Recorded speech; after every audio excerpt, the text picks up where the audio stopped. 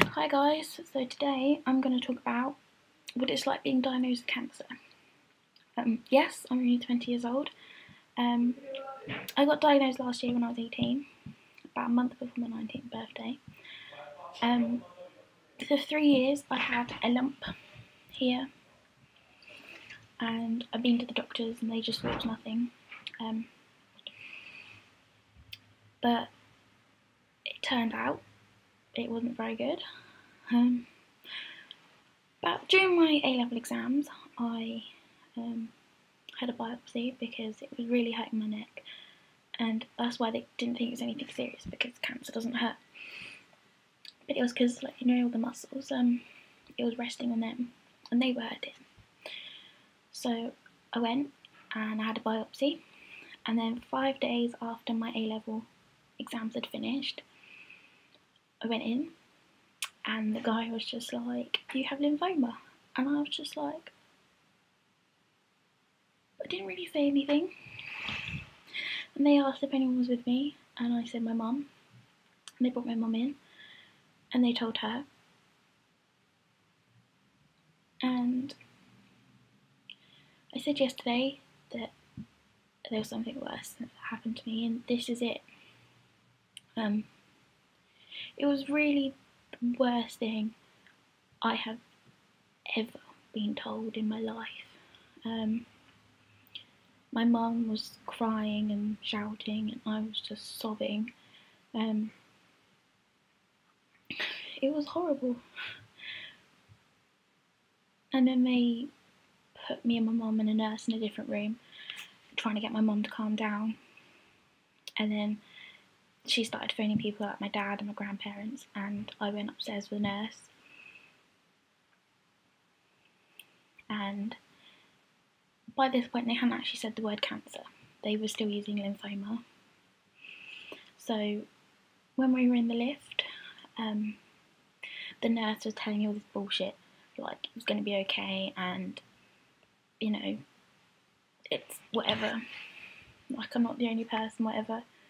But we went to the cancer ward, and I think it's then when it hit me that I actually had cancer. And I sat in the waiting room, and then my mum came up, and then I went in to see my doctor, and then he told me I had Hodgkins lymphoma, which is in your what they called, lymph nodes. So the lump was actually an enlarged lymph node, and they were hoping I only had stage 1, like it was just new, and then that would be easily treated. But they had to do a bone biopsy, which was very painful.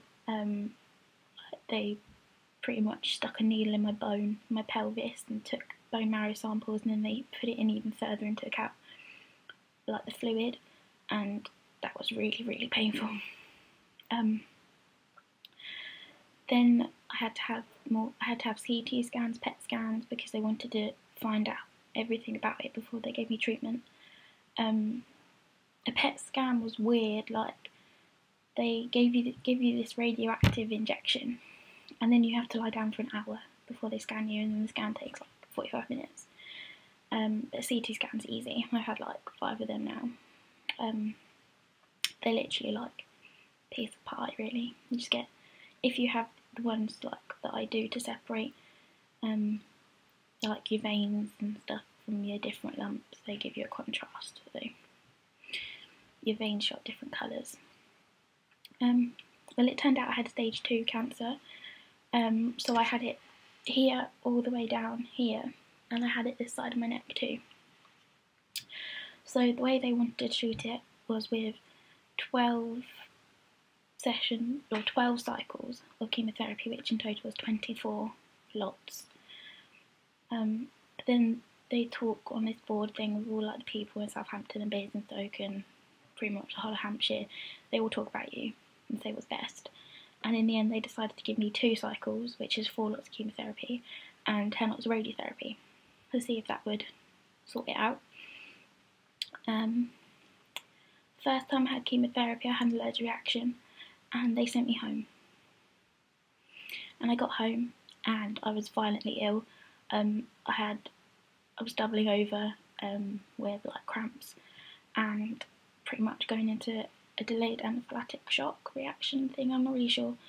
So I got rushed back to hospital, and I was in hospital all night on a drip. And after that, they gave me steroids, everyone. And the problem with steroids is that you pretty much, anything you eat just gets put on as weight and fat.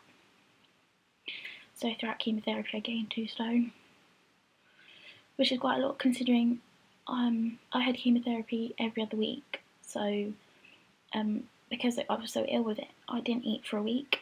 I was sick.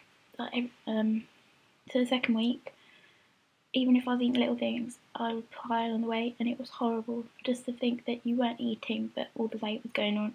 And the reason for that is there's so much drugs in your body that your liver can't digest the sugar and fat from food.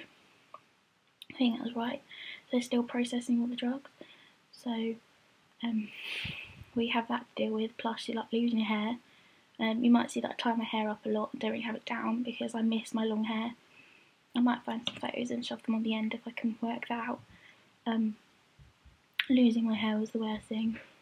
Didn't lose my eyebrows, eyelashes, that was alright. Had wig, put a bit thick on the end as well. I also had really straight hair, and I have really curly hair now, but I straighten it. But it's changed colour as well. Like, this was my natural, like my first natural colour, the ends, because I dyed it that colour because I missed it. And this colour coming through, like, is completely different. But that's my natural colour now. So I don't know what went on there, but apparently that happens. The radiotherapy I thought was brilliant. Like, you literally lie down in the machine every day for 20 minutes sort of thing. Well, that's how long it takes, like literally like 2 minutes long. But 2 weeks later, I had the side effects, and then basically, because I had it to my neck, all my neck dried up. I had ulcers in my mouth, like literally half of my mouth was just ulcers. I couldn't swallow anything for 2 days. I didn't eat or drink anything, and they were going to hospitalise me again to have a drip because I wasn't getting anything in. So I swallowed some water, which was really painful because I just literally couldn't. It was just red, like, you know when you throw up and you feel it's so painful. Like, this was like 100 times worse. So both treatments are disgusting. I've also got like a dot here on my chest, which is permanent. It's so they can match up the, like, because you're in a mask radiotherapy and stuff. I also had a PICC line, so I've got a scar here, and that runs all the way through because my veins are really shit basically. So they needed like a permanent tube in my arm for chemo. It doesn't sound like it really affected me, like I'm talking quite normally about it, but I hate it. The fact that I had cancer from about 16 and it wasn't diagnosed till I was nearly 19. I think it's disgusting that the doctors didn't take me seriously. I think I was treated poorly in hospital because I was young and they thought that I was over-exaggerating things, but they sent me home when I was done, pretty much dying from the treatment. Like, I nearly died. So this happened after I overdosed. So yes, you know, after people hit rock bottom, you can say, oh, everything will get better. And it did for a while. And this is definitely not going to happen to everyone. Because I was young and stuff, like, it just doesn't happen. But yes, I got diagnosed with cancer after I overdosed. But it's horrible, and I lost a lot of friends. My best friend at the time said it's only cancer, get over yourself. You know, and then my mum told her that I'd had an allergic reaction. And she said, well, she's not the only one and stuff. And I don't know what her problem was because that was the hardest time I've ever been through in my life. And I pretty much had no one at the time except my friend Mary. She came to every single chemo session with me, and she came to a couple of radiotherapy. And I don't think I would have been able to make it through without her. But no one else was there for me. And I know it must have been hard for them, but imagine what it was like for me. I was the one actually going through it. You just knew me. So, if you've ever been through it, I really hope you had people there for you and they weren't being dicks. But if you know someone who's being diagnosed, just be there for them. You don't have to say anything. You don't. There's no magic words, so no one's going to expect you to say anything. Just be there for them.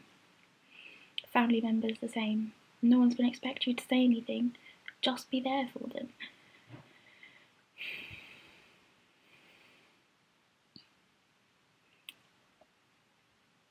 Don't really know what else to say. It's like the hardest thing that's ever happened to me, and I've summed it up in 10 minutes. So I know my video is getting longer and longer, but I just have more and more to say, really. And I've got to go to uni now. So, yeah. When I say that I know what a lot of things are like, and I've been through a fair shit, I have. I don't know, well, I didn't know anyone else that had been through what I've, like cancer, just one thing out of everything that happened to me. Now I do, because there's a group like TYA and Click Sergeant are amazing if you're young. Macmillan, not so much when you're young, but Click Sergeant have definitely changed my experience, and I've met some amazing people through it. But that's about it, really. So, see you tomorrow.